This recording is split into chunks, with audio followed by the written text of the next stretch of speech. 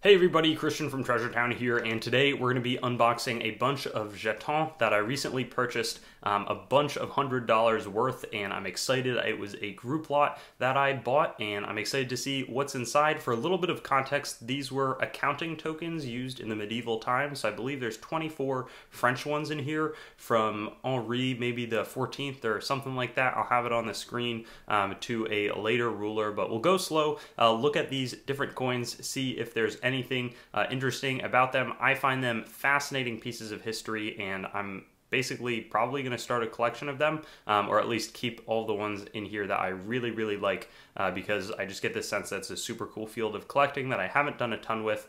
They've got old languages on there, fascinating pictures often, and I'll go coin by coin through this group. And let's open this one up and check it out. I believe that the rulers depicted, it's all going to be French jetons, but we're, again, like Henry something. There we see Louis the 13th, and I'm just going to take these off screen and take something out. Okay, it's from Henry II to Louis the 13th. So going to be some older, more medieval stuff, a little history en jeton. They, I believe, started in around the 1200s, 13th century, and were used either as counting tokens on a counting board, because there weren't calculators back then.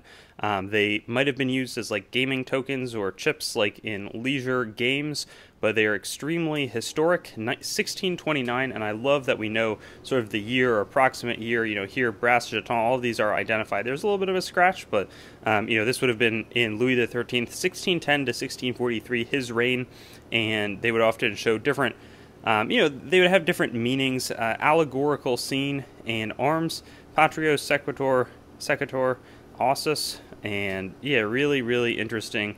I don't always know, like, ancorum et nav rex, probably something about a king. Ludovicus, that's, I think, like the Louis the 13th, DG de Gratia, probably. So there could be, you know, they were produced in Nuremberg, in where else were they? Let me think about this. Nuremberg, I believe there were some, you know, in Germany, in England, but a lot were in France as well. So this one, and you know, I didn't get to see all of the coins in the lot that I purchased, so it's sort of fun to figure them out. Here's Charles the Ninth, who reigned 1560 to 74. In 1561, yeah,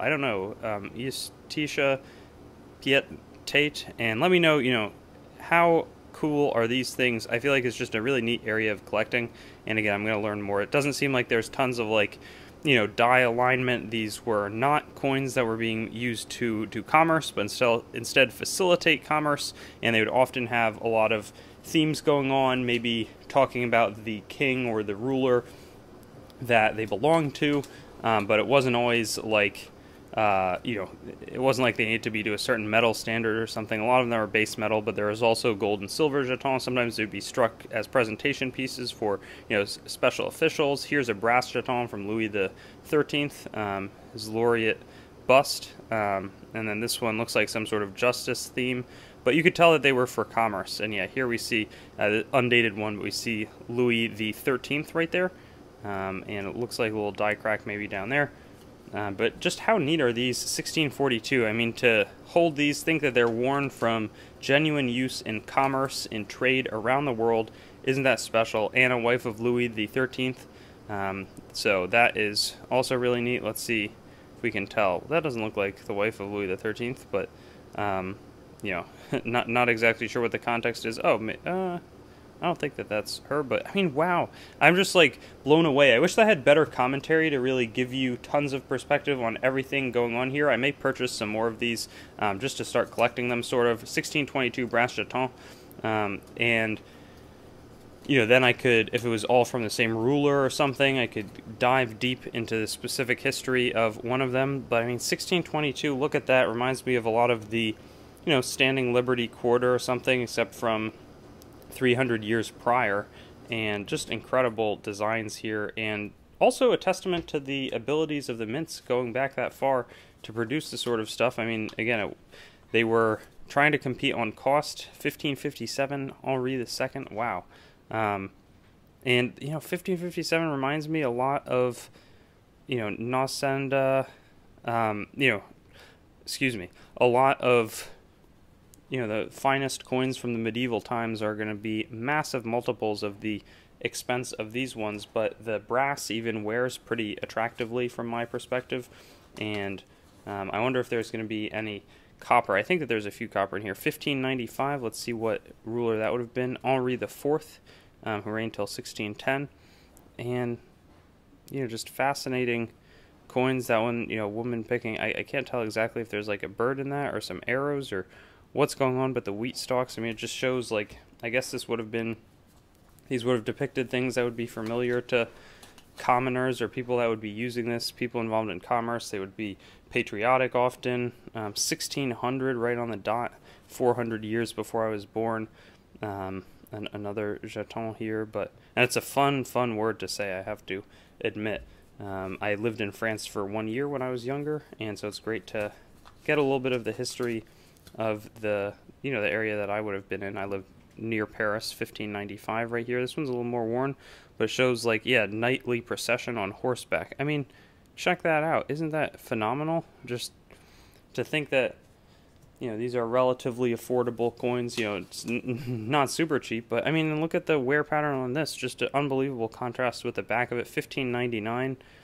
And what are all of those? Is this like a party scene going on or something, or farming? Let's see. Arms of France and Navarre. So Navarre, probably like a province there. But just more great coins. Going to be there. It says Henri IV, King on horseback. I want to check that out. More patriotic designs here. 1599. I mean, I'm just blown away. And you see him moving along on a horseback. Looks like some, you know, fine detail there in terms of some swords or some axes below him. And Henricus, Henry IV Gallier et Navarre Rex, probably king of Gaul or something.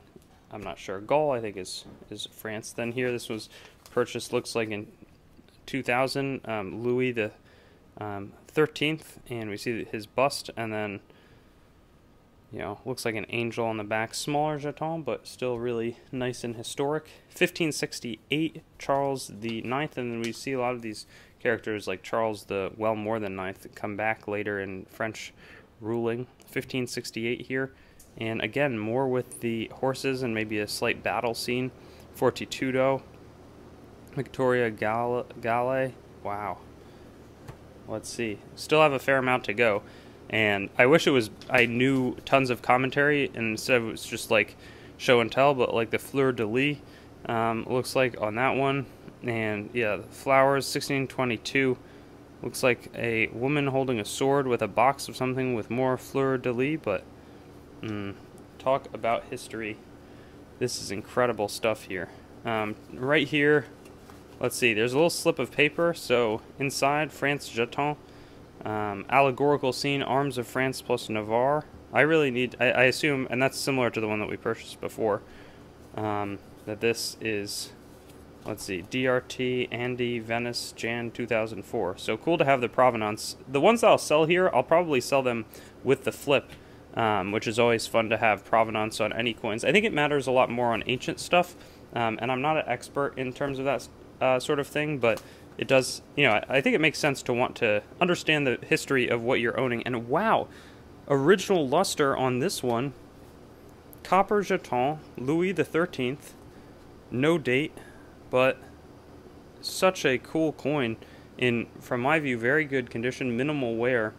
Ludovicus Louis the 13th, and you know, this is at its price before the colonial coins were being minted, but looks similar to some of the colonial coppers that I know, and some of those colonial coppers range massively in price. But I'm hoping that some of these are, you know, more than the reasonable amount of money that I paid for them in terms of their value.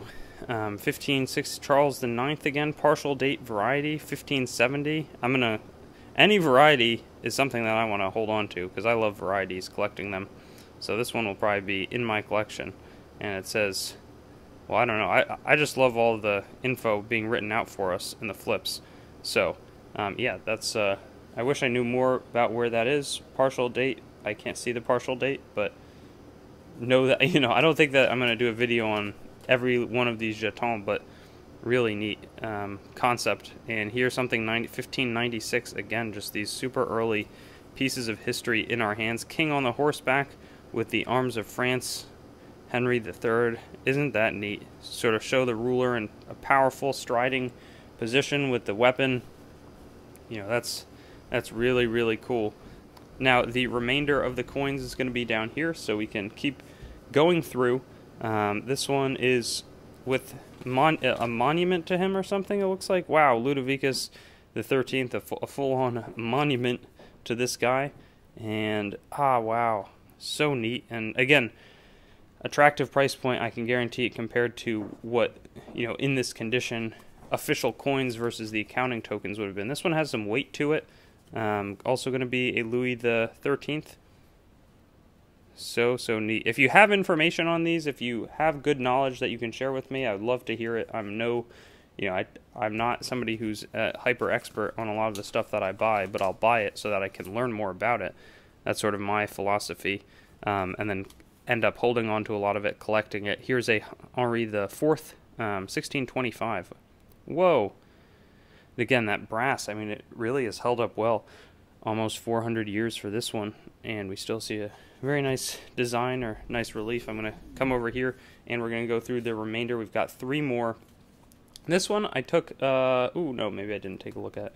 Oh yeah, I think I did, because it was not in a flip. This is from Nuremberg, so 1606. I think that was, I can't tell if it's like Nuremberg would go back and forth, because it's a very German-sounding name, but some of the jetons produced there are German, others are French. All of these are French. It says Anno 1606, the year 1606, France, Dauphin et Navarre. Let's see what this side... Man, isn't that an incredible coin? Just look at the relief on that horse. Over 400 years old. Wow. Henri IV, King of France and Navarre. Nice. So fun. All right, this one feels small. We got 2 more jetons left. This one is going to be no date, circa 1600, Henri IV. Smaller coin, but great medieval edition. And let's see what's in here. Going to be our last one. 1560. Looks interesting. Maxtancta. Oh, so many letters. Catherine de Medicis as regent for her son, the future Charles Charles the Ninth. Wow, awesome. Well, talk about a cool group of coins. I'm going to try to see if I can't find a few more of these and just get into collecting them, because in hand they're even better. So really excited about the future of jeton collecting. Really fun bag to unbox, and I'll look forward to seeing you on some of my future videos, including ones that cover these cool accounting tokens. Thanks for watching the video. Be sure to like, comment your thoughts, and subscribe to Treasure Town, and get in touch with me on Instagram, Facebook, and Twitter. Also, check out my website, treasuretowncoins.com, for news and updates related to the channel and collectibles in general. Lastly, there's a link tree in the description with links to all of my other sites, as well as some affiliate links that can support the channel. But with that being said, have a great day, and I'll hope to see you on some of my videos in the future.